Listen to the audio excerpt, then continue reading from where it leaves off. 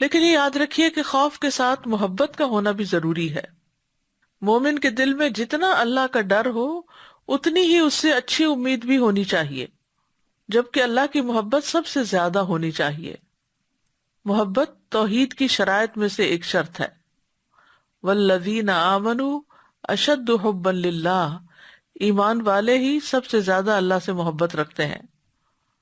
تو ہمیں امید اور خوف دونوں کے ساتھ اپنے رب کو پکارنا چاہیے. قرآن مجید میں آتا ہے اولئک الذین یدعون یبتغون الی ربہم الوسیلۃ ایہم اقرب ویرجون رحمتہ ویخافون عذابہ ان عذاب ربک کان محذورا. یہ سورۃ بنی اسرائیل کی آیت 57 ہے. جنہیں یہ لوگ پکارتے ہیں وہ تو خود اپنے رب کی طرف وسیلہ تلاش کرتے ہیں کہ کوئی اس سے قریب تر ہو جائے. وہ اس کی رحمت کے امیدوار رہتے ہیں اور اس کے عذاب سے ڈرتے ہیں. بلا شبہ آپ کے رب کا عذاب ڈرنے کی چیز ہے. تو اس سے کیا پتہ چلتا ہے کہ خوف کے ساتھ رحمت کے امیدوار ہونا بھی ضروری ہے. پیغمبروں کی صفت آئی ہے انہم کانوا یسارعون فی الخیرات ویدعوننا رغبا ورہبا وکانوا لنا خاشعین. بے شک وہ نیکیوں میں جلدی کرتے تھے اور ہمیں رغبت اور خوف سے پکارتے تھے اور وہ ہمارے ہی لیے عاجزی کرنے والے تھے.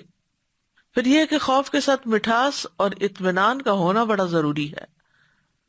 یعنی مومن جب اللہ سے ڈرتا ہے تو اس کے اندر کڑواہٹ نہیں آتی بلکہ ایمان کی حلاوت آتی ہے. اللہ تعالیٰ فرماتے ہیں وَادْعُوهُ خَوْفًا وَطَمَعًا إِنَّ رَحْمَتَ اللَّهِ قَرِيبٌ مِّنَ الْمُحْسِنِينَ. اسے خوف اور طمع سے پکارو، بے شک اللہ کی رحمت نیکی کرنے والوں کے قریب ہے. پھر یہ کہ اللہ کا خوف ہمیں اللہ کے قریب کرتا ہے.